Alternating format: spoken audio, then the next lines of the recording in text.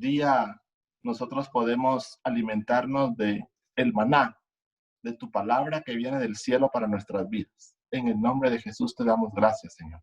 Amén. Amén. Muy bien, hermanos, si ustedes han podido notar en este capítulo 5 de Amós, el mensaje que Dios les está enviando al pueblo de Israel y que está enfatizándole mucho es un mensaje de arrepentimiento.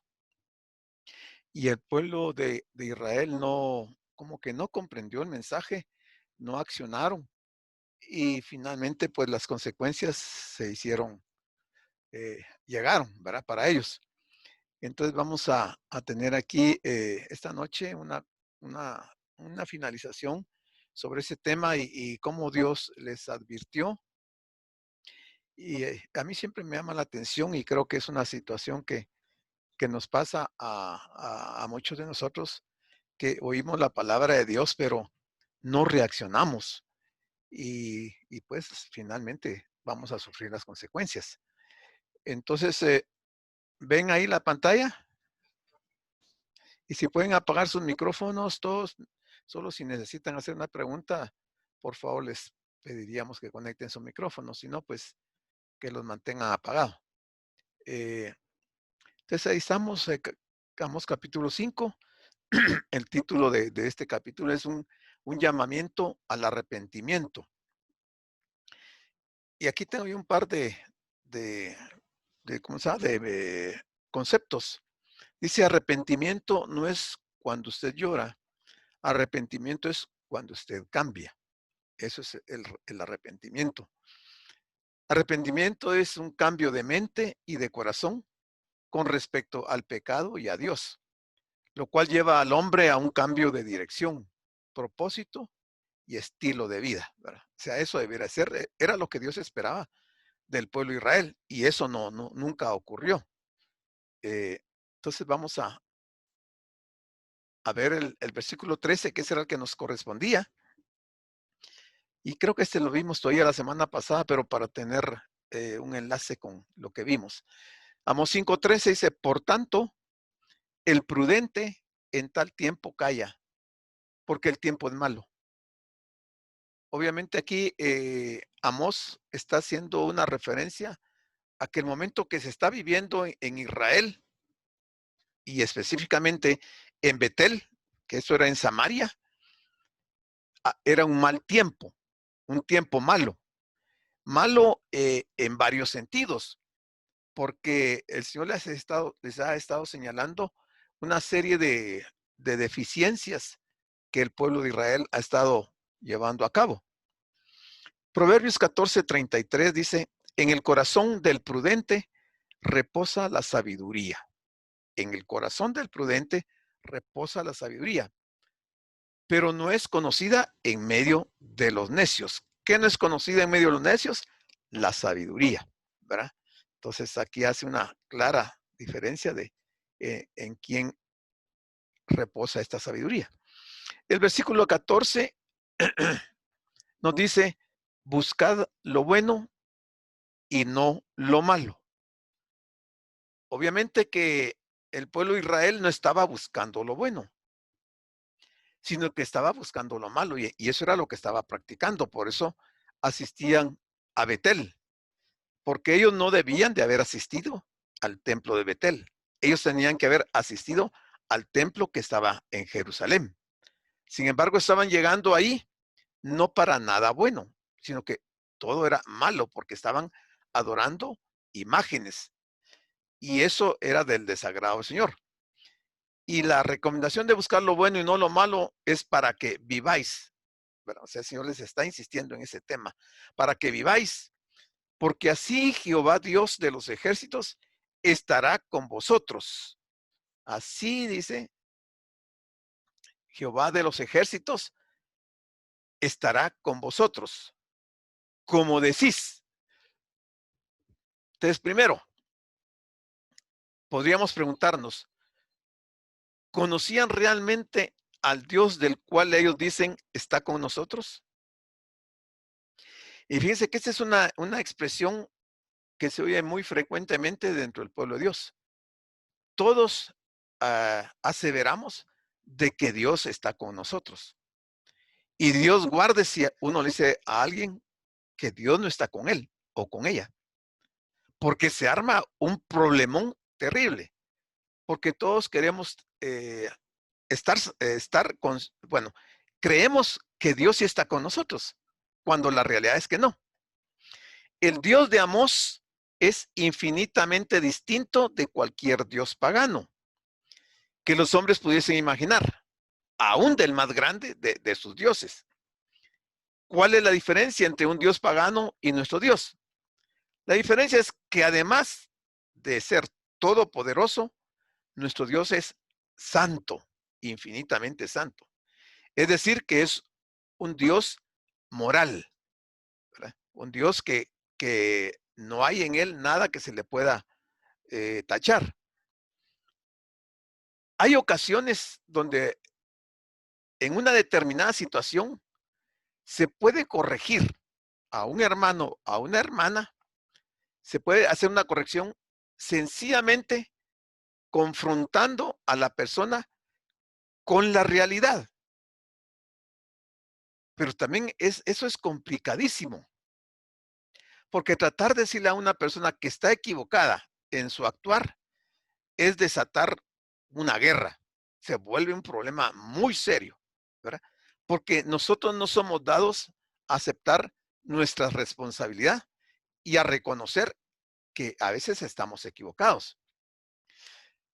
Pero si no se hace confrontando a la persona con su realidad, otras veces lo que nos va a servir es la sabiduría.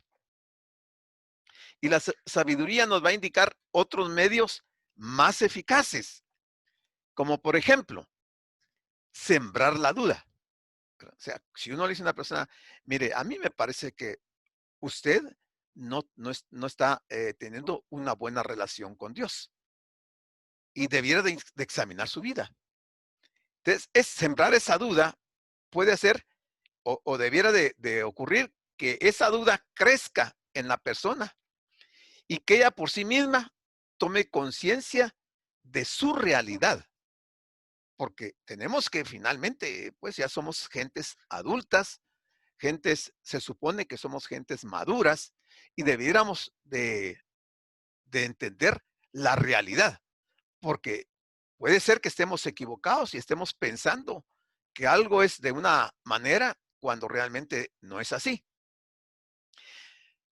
Pero fíjese que lo que ocurre normalmente, no en todos los casos, pero en la mayoría de casos, es que la persona que no está bien con el Señor se atrinchera en su posición y no cede ni un milímetro.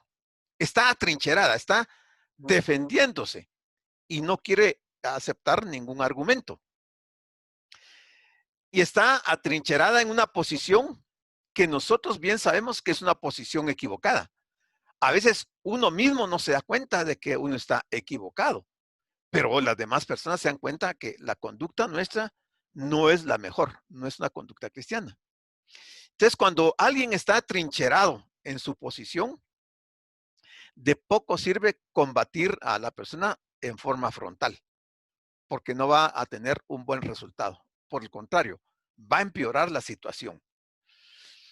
Entonces hay que discernir las situaciones y en este caso, el discernimiento de las situaciones de alguien que está atrincherado va a ser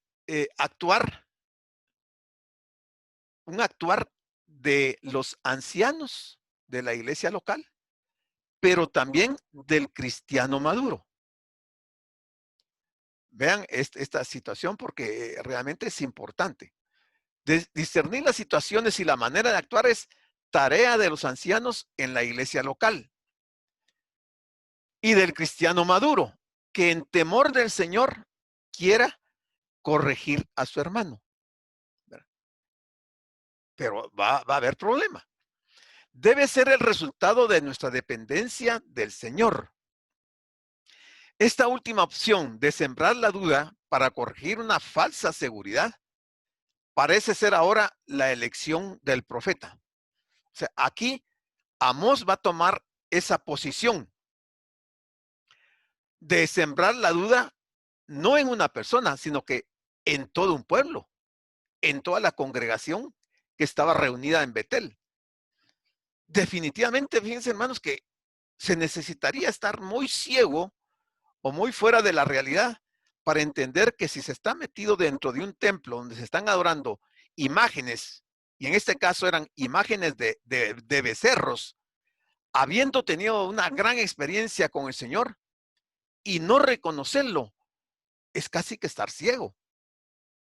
Y entonces aquí el profeta va a tomar esa opción de sembrar la duda en el pueblo, con la idea de que esa duda pueda ir creciendo y que la persona pueda por sí misma reconocer que está actuando mal. Para llegar ahí a, a Betel, en este caso, dice, para llegar a este santuario, los peregrinos debían adentrarse más de 80 kilómetros en territorio del reino de Judá. O sea, no les quedaba tan cerca. Realmente aquí venimos hablando no de Betel, sino que de Beerseba, ¿se recuerdan? Y entonces dice que estaba a 80 kilómetros en territorio del reino de Judá. No estaba cerca de la frontera entre ambos reinos, como ocurría con Betel o Gilgal. Ellos estaban en otra posición. Un lugar que en Génesis aparece relacionado con los tres patriarcas de Israel es precisamente este, de Beerseba. Y vamos a ver algunos textos para recordar y por qué el pueblo de Israel había tomado esa posición de creer que Dios estaba con ellos. Y vamos a ver los casos de Abraham, de Isaac y Jacob. Y de ahí vamos a ver la gran importancia que tenía esto. Pero detengámonos ahora en la experiencia común que todos ellos vivieron ahí, en Beerseba. Abraham, por ejemplo, en Génesis 21 encontramos la primera visita de Abraham al lugar que a partir de entonces se llamó Beerseba, según Génesis 21, del versículo 29 a 31. Pero lo que realmente nos interesa de esa visita de Abraham a Beerseba, que fue la primera ocasión en que se le llamó así, lo que interesa son las palabras que Abraham escuchó del labio del rey pagano Abimelech y que se convirtieron en una gran promesa de Beerseba. Y era a lo que estaban aferrados estos hermanos en Beerseba.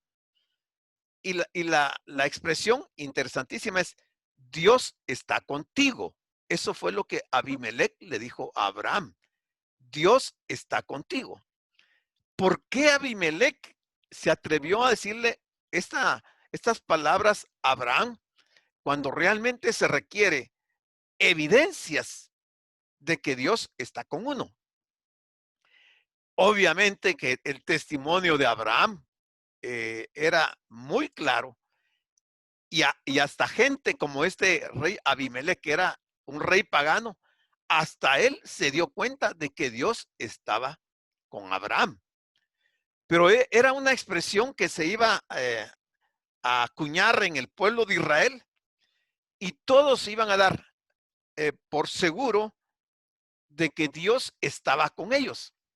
Y es lo que quiere combatir aquí el profeta Amós con ellos y hacerles entender que Dios no estaba con ellos, ¿verdad?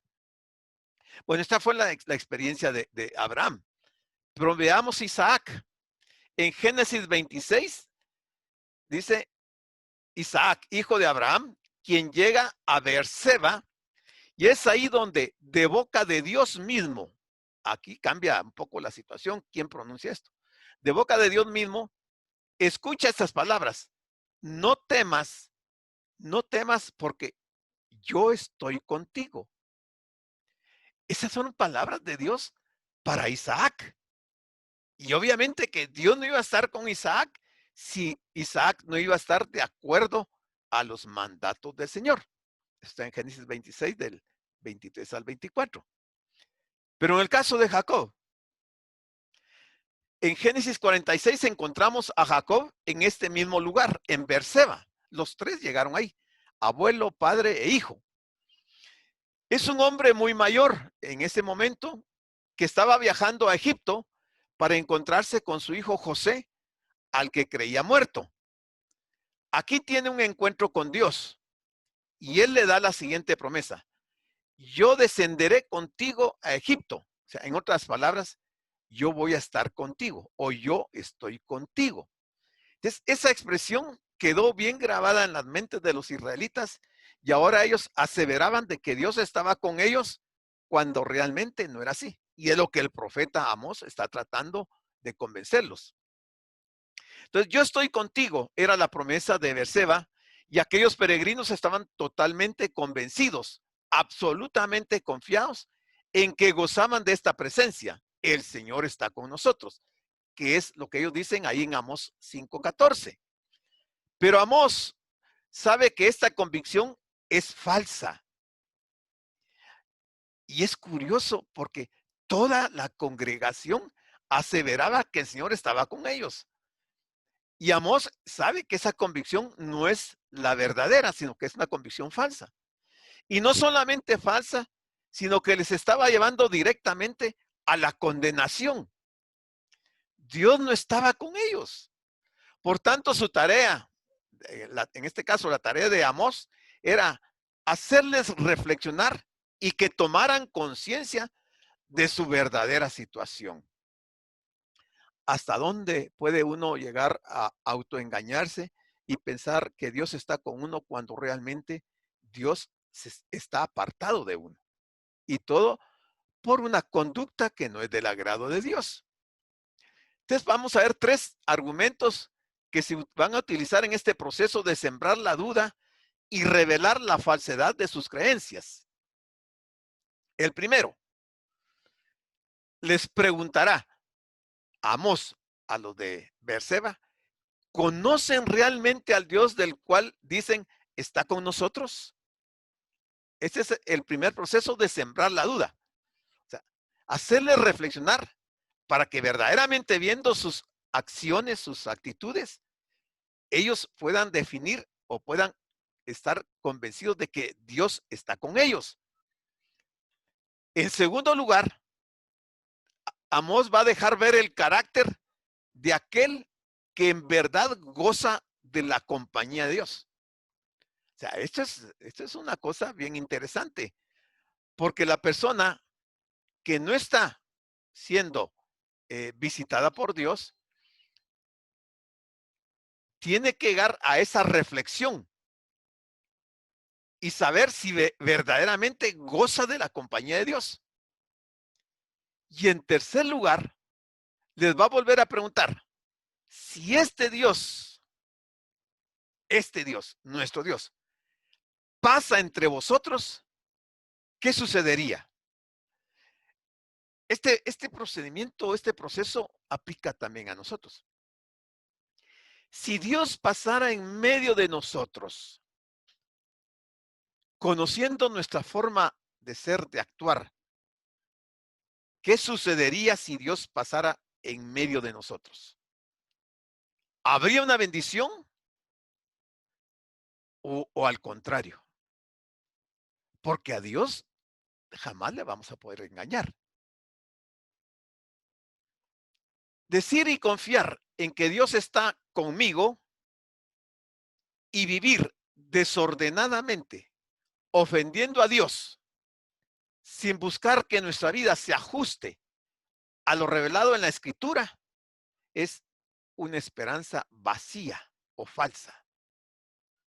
Y eso es lo que hay que a veces aceptar en los casos de personas que están viviendo desordenadamente y ofendiendo a Dios. Recordemos la pregunta que a modo de reflexión había hecho Amós en Amós 3:3. ¿Andarán dos juntos si no estuvieran de acuerdo? Es una respuesta que cada uno de nosotros tendríamos que responder, que dar. Entonces aquí tenemos el versículo 15. Vean cómo Dios está insistiendo en el bien y el mal. aquí les vuelve a decir, aborreced el mal y amad el bien. Pero no solamente aborrecer el mal y amar el bien, sino establecer la justicia en juicio. Ya vimos en la semana pasada que no había justicia y que los juicios estaban dejando un sabor muy amargo para los que estaban pidiendo que se les consideraran sus derechos. Quizá Jehová, Dios de los ejércitos, le dice a Amós, quizá Jehová, Dios de los ejércitos, tendrá piedad del remanente de José. Quizá Jehová, Dios de los ejércitos, tendrá piedad del remanente de José. Si se va a amar el bien y se va a establecer la justicia en juicio, todavía el profeta pone como en duda si de veras Dios va a tener piedad del remanente de José, o sea, remanente de Israel. Esta palabra quizá me recuerda a las palabras que Pedro le dijo a Simón el mago, ¿se recuerdan? Cuando Simón les ofrece dinero para que le den del poder del Espíritu, y Pedro le dice, veo que estás en prisión de amargura y estás en hiel. Dice, arrepiéntete pues de esta tu maldad y pídele perdón a Dios. Quizá Dios tenga misericordia de ti.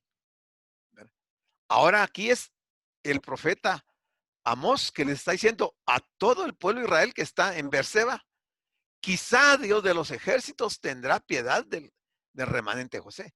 No les está asegurando que vaya a tener piedad, sino que quizá pueda ser. Quien camina en compañía del Dios Todopoderoso y Santo debe de reflejarlo en su manera de vivir. Dios es un ser moral. Dios busca en su pueblo la santidad.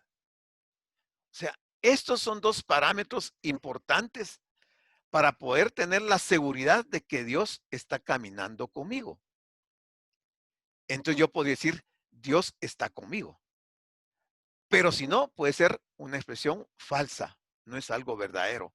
Es simplemente producto de nuestra mente y pensar que Dios está con nosotros cuando realmente ya no está. Existe en verdad que si se espera a que la emoción nos mueva a actuar, la emoción, esperaremos en vano, porque la emoción no va a mover la voluntad de Dios. Y pueden haber largas listas de deberes cristianos que quedarán sin cumplir porque la persona no siente hacer las cosas que Dios está demandando. Dice, no, yo no siento servir al Señor, ¿verdad? Yo no siento leer la palabra, yo no siento orar al Señor, yo no siento tener que buscar a Dios, no lo siento. Se está guiando por los sentimientos. Y no hay ningún estímulo a realizar lo que Dios está demandando. El hecho de que Amós antepone el buscar al amar constituye, por tanto, un saludable choque contra nuestra tendencia a exaltar las emociones sobre los deberes. O sea, todos conocemos, de acuerdo a la palabra, conocemos qué es lo que Dios demanda de nosotros. Entonces no podemos mezclar nuestros sentimientos, decir, yo no siento o yo siento. Hay que cumplir con lo que está establecido, aunque no lo sintamos. Es una obediencia, es un acto de obediencia. El hecho de anteponer el deber a los sentimientos, ya que expresa en nosotros un deseo de obedecer primeramente al Señor antes que a nuestras inclinaciones. Eso debería ser algo natural en el cristiano, ¿verdad? De obedecer primeramente sin importar nuestros sentimientos, porque estaríamos cumpliendo con lo que el Señor ha establecido. Entonces Amós les dice, por tanto, así ha dicho Jehová, Dios de los ejércitos, en todas las plazas, vea, en todas las plazas habrá llanto y en todas las calles habrá lamento. Dirán, ay, ay. O sea, habrá llanto, habrá dolor. Y no en algunas plazas, dice en todas las plazas y en todas las calles habrá lamentación, habrán endechas. Y aún más dice, y al labrador llamarán a lloro, y a endecha a los que sepan endechar. Llama la atención que incluya aquí el profeta a un labrador. Sabemos que un labrador es una persona que trabaja la tierra, trabaja en el campo. Por ejemplo, digamos, alguien que se dedica a talar árboles. Son personas de un carácter muy fuerte, que difícilmente llorarían. Pero acá el profeta está diciendo que van a llamar al labrador también a llorar. ¿Por qué? Por todo lo que va a ocurrir, no solamente en las plazas, sino que en las calles. Dice Amós, ¿qué sucedería si este Dios se acercase a nosotros, a vosotros? El versículo 17b, su segunda parte, dice, porque pasaré en medio de ti. Si estamos diciendo que Dios está con nosotros, y si Dios se acerca a nosotros, ¿qué va a ocurrir? Bueno, la respuesta que les ofrece Amós es terrible. Primero, lo que Amós le dice según versículo 5, capítulo 5, versículos 16 y 17, es que lo que va a ocurrir es que va a haber desolación. Segundo, según Amós 5, 18 y 19, lo que va a ocurrir es un juicio ineludible. Está advirtiendo el Señor. O sea, no los va a agarrar de sorpresa. Se los está anticipando. Y tercero, les planteamos que lo que va a ocurrir es que va a haber oscuridad, según Amós 5:20. Vamos a ver esos versículos y vamos a ver a qué se están refiriendo. El profeta asemeja las consecuencias de este pasar en medio de ti con lo que sucedió en Egipto cuando pasó el ángel de Jehová. ¿Se recuerdan que cuando tuvieron que matar un cordero y poner la sangre en los dinteles de las casas de ellos, pasó el ángel de Jehová? ¿Y qué ocurrió? Que hubo llanto en todo lugar. Aquí en este caso, especialmente para los egipcios. Porque el pasar de Dios, en este caso el ángel de Jehová, en medio de esa ciudad, representó muerte. Y entonces aquí Amós les está recordando ese pasaje, le dice, ¿qué va a pasar si Dios pasa en medio de ustedes? Ustedes dicen que Dios está con ustedes, pero ¿qué va a pasar? Y aquí en este versículo está diciendo que va a haber lloro, que va a haber lamento. En los pueblos, dice, plazas, calles, en el campo, labradores, en viñas.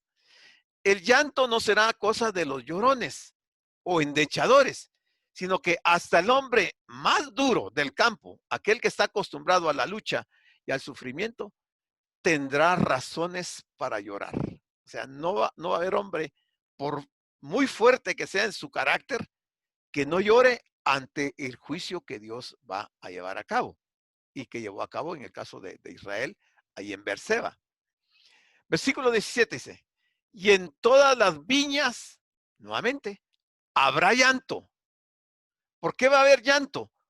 Porque pasaré en medio de ti, dice Jehová. O sea, el mensaje es clarísimo, hermano.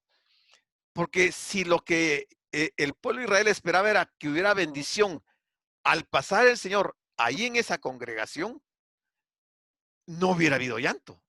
Hubiera habido alegría, gozo de saber que el Señor los iba a visitar.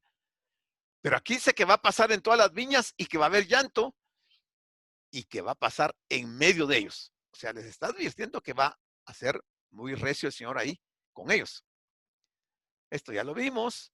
Luego dice, como Dios sabía que el pueblo de Israel no se arrepentiría, eso lo sabía Dios, no se arrepentiría.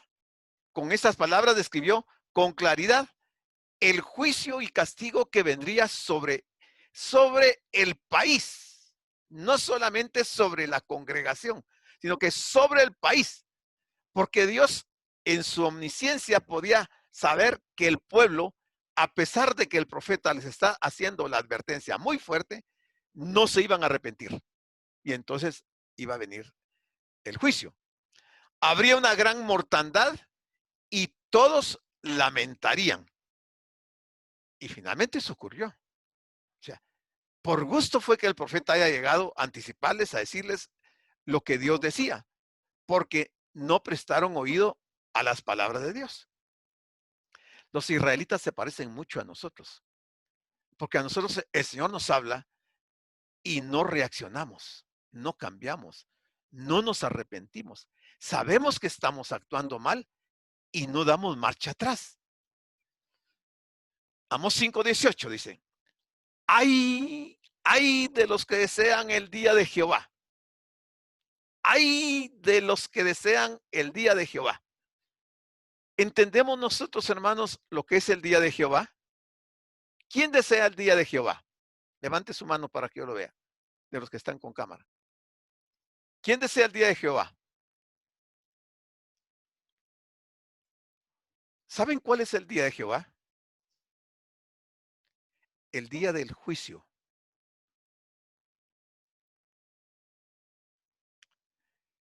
Y eso es lo que está diciendo aquí el profeta. Ay de los que desean el día de Jehová. Ese ay es un lamento. Una de las cosas que sorprende en esta lectura es la referencia al día de Jehová. Al parecer, muchos en Israel conocían las palabras del profeta Joel, pronunciadas unos 70 años antes que las de Amós, donde se habla de la venida del Señor, la segunda venida. Y esa segunda venida era para liberar a Judá e Israel y juzgar a las naciones que los oprimían. Se entiende entonces que el verso hable de los que desean el día de Jehová. Nosotros como iglesia no vamos a estar en ese día aquí en la tierra, porque la iglesia va a ser arrebatada antes del día de Jehová. Nosotros estaremos ya en el cielo. Ese día de Jehová es al final de la gran tribulación. Y les dice también aquí en este versículo 18, ¿para qué queréis este día de Jehová? ¿Para qué lo querían los israelitas? Bueno, esto nos recuerda la historia de un personaje que aparece en un libro que se llama El progreso del peregrino. Este libro yo se los he recomendado unas 2, 3 veces y es un libro muy bonito, muy interesante. Y en este libro del peregrino hay un personaje que se le llama Ignorancia. Es un joven que pretendía entrar en la ciudad celestial.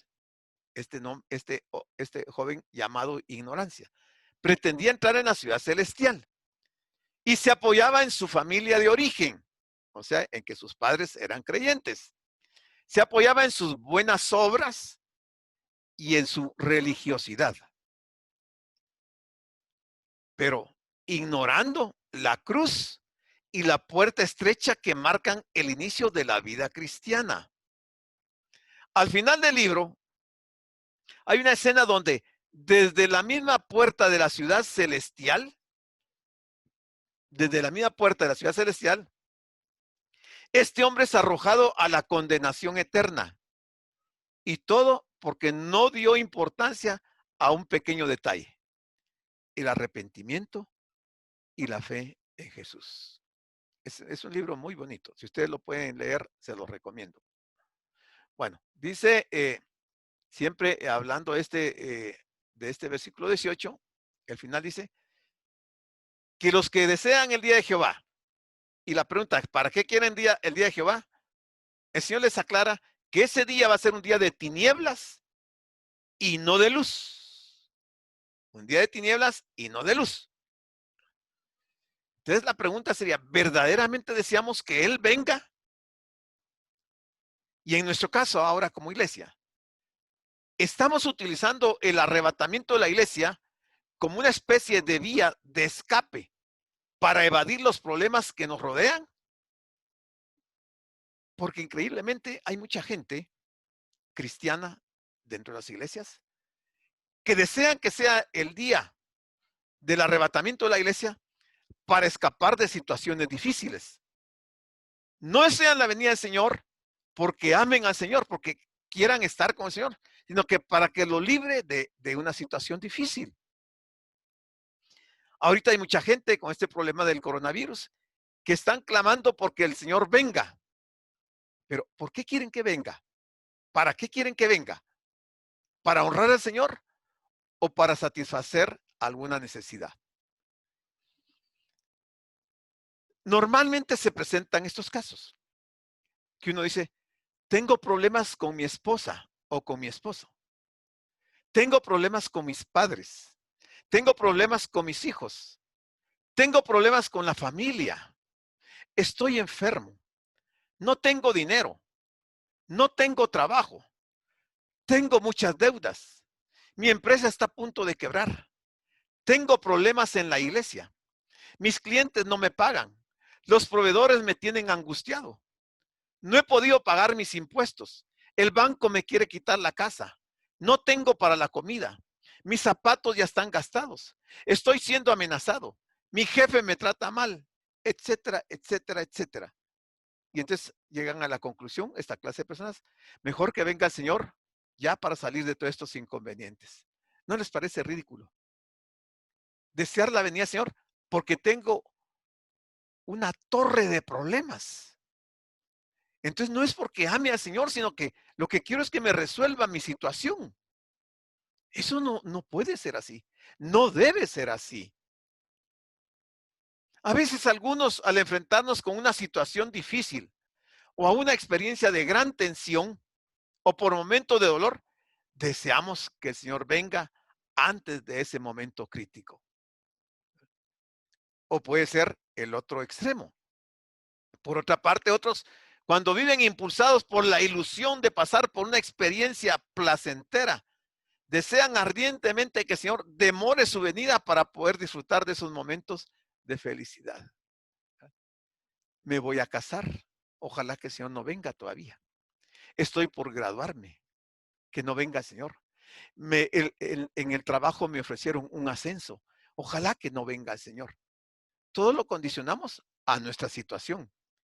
No verdaderamente por un afecto muy íntimo con el Señor, para honrarlo a Él, sino que lo que queremos es o salir del problema o que nos dejen tiempo para disfrutar de algo que me conviene. Bueno, 5:19. Mire este lenguaje que usa aquí el profeta.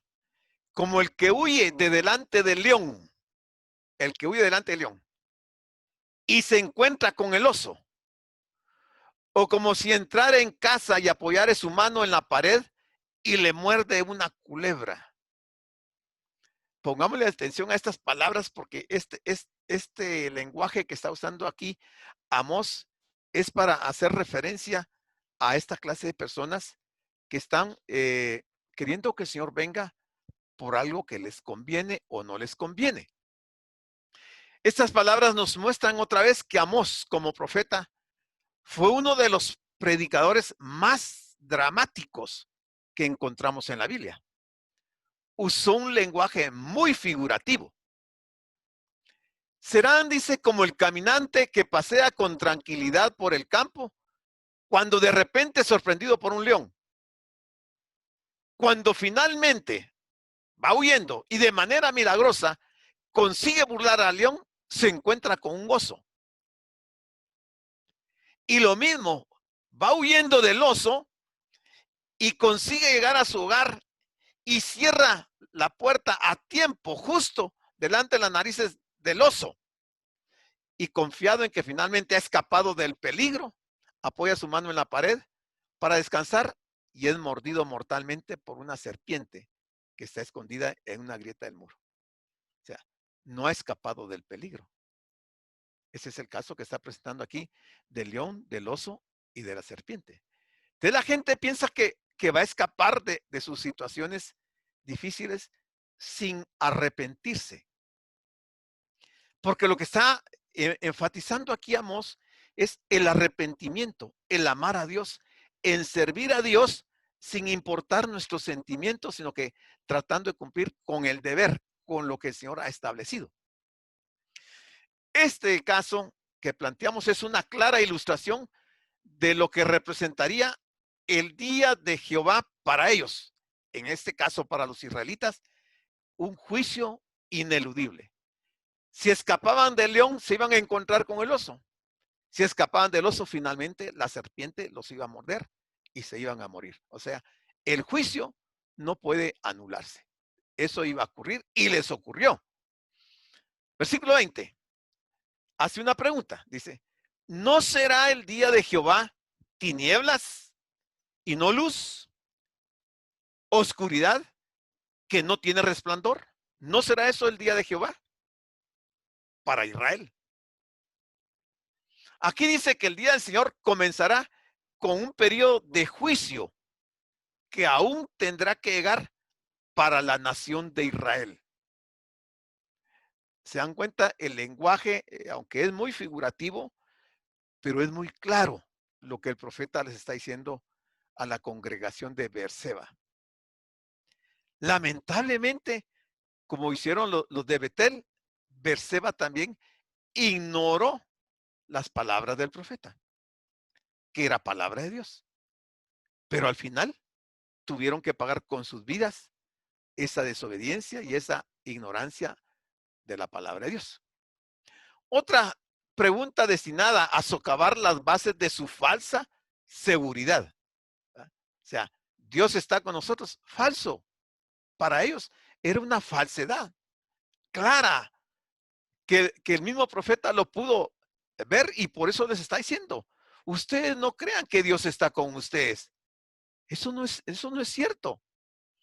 La respuesta pide implica llegar a la conclusión, después de todo lo dicho, de que no resultará en victoria, no resultará en liberación, no iba a haber gozo ni vida, sino que iba a resultar en tinieblas y oscuridad. Eso quiere decir juicio, muerte y desolación. El profeta, no voy a decir que perdió su tiempo,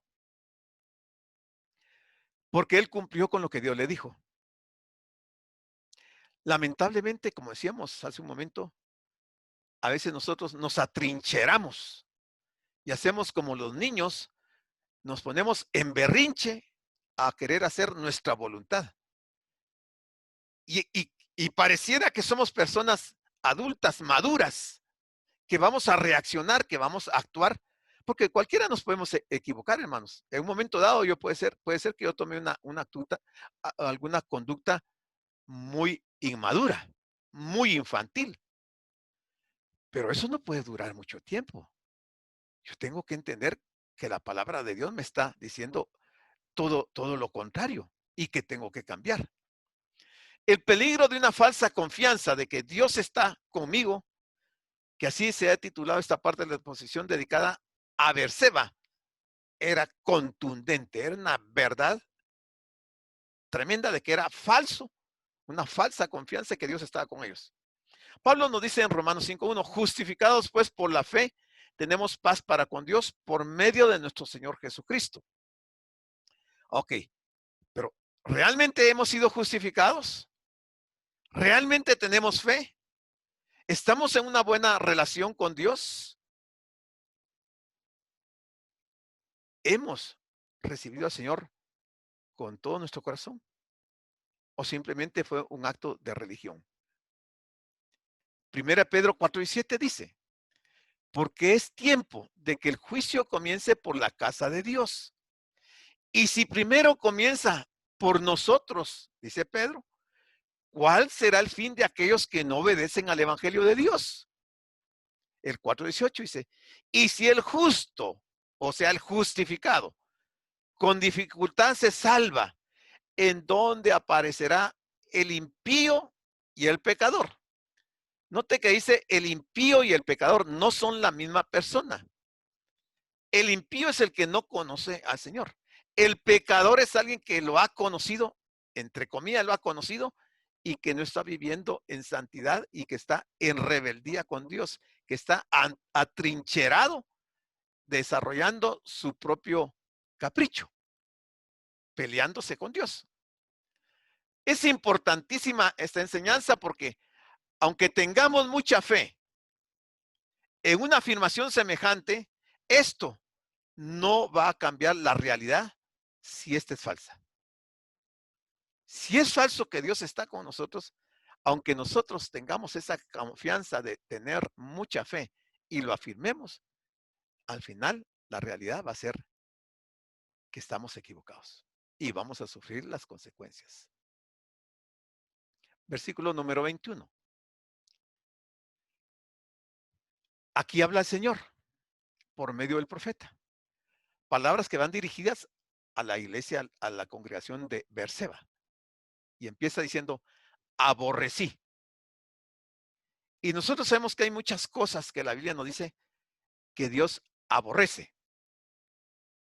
Cuando Dios aborrece algo, es algo que le causa al Señor repugnancia. Dice, aborrecí, abominé. Es abominable para Dios. Y aborrece Dios, ¿qué cosas? Aborrece y abomina a Dios. Les dice a ellos, vuestras solemnidades. O sea, los actos religiosos que ellos llevaban a cabo dentro de Berseba, Dios los aborrecía y los abominaba. Y era el pueblo de Dios. Está hablando de Israel, el pueblo escogido de Dios. Y luego les dice, y no me complaceré en vuestras asambleas, o sea, en vuestras reuniones. ¿Para qué iba la gente a Berseba si Dios aborrecía y abominaba todo lo que ahí se hacía? Y nosotros sabemos qué se hace en una congregación donde supuestamente se va a adorar a Dios, ¿verdad? Uno llega, ora, canta, alaba, adora, lee la palabra y lleva a cabo, da ofrenda, lleva a cabo una serie de ritos religiosos. Pero cuando se está en esta condición, dice que Dios aborrece y abomina esas cosas que nosotros las creemos muy solemnes. Él no las acepta. Dice, no se complace en esas cosas. Detrás del cumplimiento de los rituales por parte de aquel pueblo, habían vidas deshonestas. Y eso no escapaba a Dios. En aquel tiempo, y también en nuestro tiempo, los que forman parte o formamos parte del pueblo de Dios, necesitamos reconocer que nuestra fe debe ser auténtica y real. Porque si solo estamos fingiendo, el único engañado vamos a ser nosotros. A Dios no lo vamos a poder engañar. La fe no es algo falso. La fe no es una fábula. La fe tiene que ser una realidad. Versículo 22. Mire, dice el Señor, y si me ofreciereis vuestros holocaustos, o sea, vuestros sacrificios y vuestras ofrendas, no los recibiré, ni miraré a las ofrendas de paz de vuestros animales engordados. O sea, hay un rechazo total y absoluto del Señor para lo que estaba haciendo el pueblo de Israel en aquel tiempo, ahí en Berseba. Y el profeta se los está diciendo muy claro. El profeta no está escondiendo esa verdad que Dios está manifestando a su pueblo. El 23 le dice, quita de mí la multitud de tus cantares. O sea, estaban llegando al templo y estaban cantando. Aparentemente Dios debiera estar agradecido y contento porque se le estaba adorando, se le estaba cantando. Pero dice, quita de mí la multitud de tus cantares, pues no escucharé las salmodias de tus instrumentos. Está rechazando la adoración. Y uno pensaría, y hay muchas iglesias que aunque las personas estén llevando vidas deshonestas delante de Dios, pero llegan y tal vez son los que ejecutan los instrumentos, o es el director de alabanza, o el mismo pueblo que está alabando. Pero el Señor dice, quita de mí la multitud de tus cantares, pues no escucharé las salmodias de tus instrumentos. En la actualidad, en muchos de nuestros encuentros de canto y adoración que consideramos tan entusiastas, si los corazones de los que participan no están concentrados en lo que hacen, si solo tenemos bocas que emiten un sonido, ¿creemos realmente que Dios acepta esta clase de adoración? Si Él viniera a nuestra congregación o a la congregación de los que nos oyen, ¿qué pensaría Dios? ¿Cuál sería su punto de vista al ver la realización de todos nuestros actos religiosos dentro de la congregación, cuando realmente tenemos una vida deshonesta y no tenemos una fe verdadera? Saber, habría que tener la experiencia para ver qué haría Dios, cuál sería su punto de vista. Al practicarse la adoración con un corazón corrupto, hasta las fiestas solemnes, las ofrendas y la música agradable eran rechazadas por el Señor. Qué, qué triste, ¿verdad? Que el pueblo de Dios haya caído en semejante bajeza, porque lo habían conocido de una forma extraordinaria y ahora estaban comportándose hipócritamente, ¿verdad? Cantando, llevando ofrendas, tocando instrumentos y todo, cuando Dios está molesto con las personas por esa falta de fidelidad hacia el Señor, de hacer las cosas correctamente. El 24 dice, pero corra el juicio como las aguas. Ya vimos que estaba pasando en los juzgados, en los tribunales. Corra el juicio como las aguas y la justicia como impetuoso arroyo. Está demandando juicio y justicia. Juicio y justicia. Dice que corra el juicio como las aguas. Las aguas, no hay nada que impidan que las aguas corran. Usted ha visto en la televisión, principalmente en estos días en que tuvimos estas tormentas, que los ríos arrasan con todo, hasta con los puentes. Los ríos corren libremente, no hay nada que los detenga. Así tampoco nada va a detener el juicio de Dios. Y su justicia, dice, como impetuoso arroyo. ¿A qué nos referimos? Cuando hablamos de juicio y justicia, que son dos de los importantes conceptos invocados por los profetas. El juicio es una práctica judicial que se celebra para determinar de qué lado está la verdad en un diferendo legal. Para eso es el juicio, para establecer de qué lado está la verdad. La parte que tenía la razón debía recibir la sentencia favorable del tribunal. Pero la queja de Amós es que el tribunal no está defendiendo al pobre. Por tanto, no se hace justicia. Por ello, la justicia para ellos era muy amarga. Y eso está sucediendo no solo en nuestro país, en muchos países del mundo. Pero finalmente va a tener sus consecuencias. Amós 5:25. El Señor les pregunta a los israelitas. La pregunta es bien puntual. ¿Me ofrecisteis sacrificios y ofrendas en el desierto en 40 años, oh casa de Israel? Obviamente, la respuesta es no. 40 años en el desierto. Les dio maná, les dio codornices, les dio agua. Sus vestiduras no se gastaron, su calzado tampoco. Los protegió de los pueblos enemigos. 40 años. Y en 40 años, dice, no le ofrecieron al Señor ofrendas en el desierto por 40 años, el pueblo de Dios.